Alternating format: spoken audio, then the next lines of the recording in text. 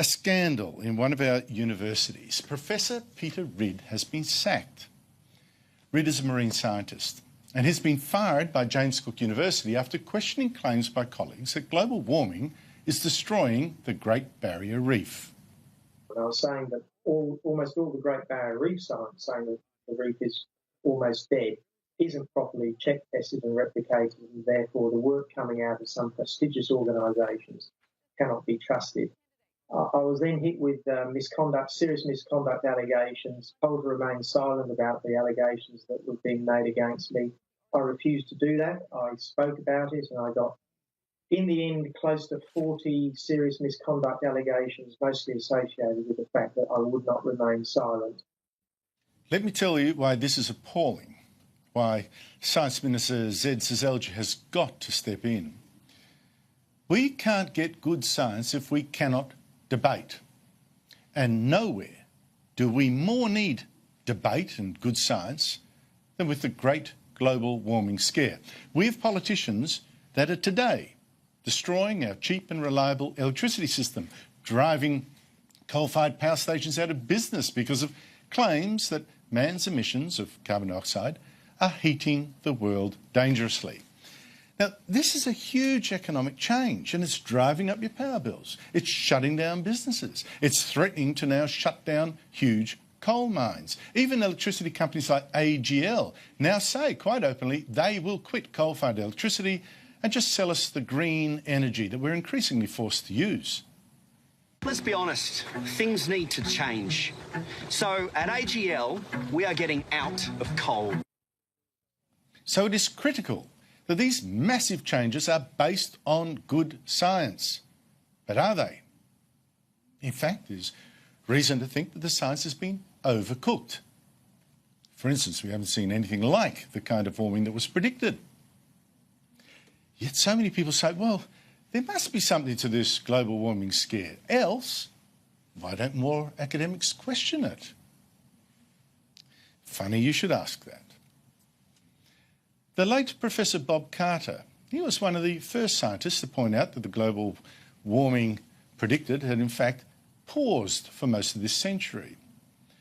Not long after, Carter lost his position as Professor Emeritus at this same James Cook University. Cost-cutting, they claimed. Then there was Professor Bjorn Lomborg, once listed by Time magazine as one of the world's 100 most influential people. He was banned from teaching at 2 Australian universities for pointing out that most global warming schemes waste money without changing the climate. And now Peter Ridd has paid the price. His nightmare started last August on Sky News when he said claims that the Great Barrier Reef were being destroyed by global warming, they were exaggerated. Shouldn't we now start to check some of this environmental science where, in addition to the normal problems that we have with poor quality, we also potentially have scientists with an ideological bent? The university charged him, last week sacked him. Now, its charge sheet, now it's a complete joke.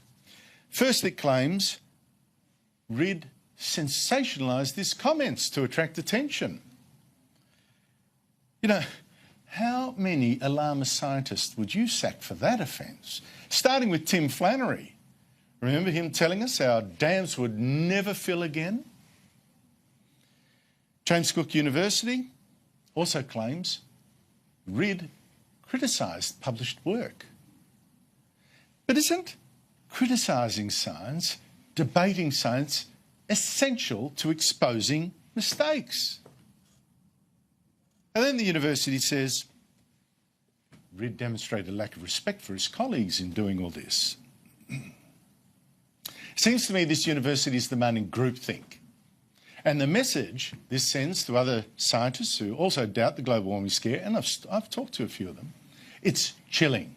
It's don't rock the boat. Don't point out that the global warming science doesn't actually stack up.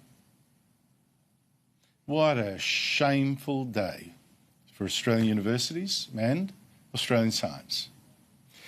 Now, sadly, we can't trust our academic class to defend Ridd.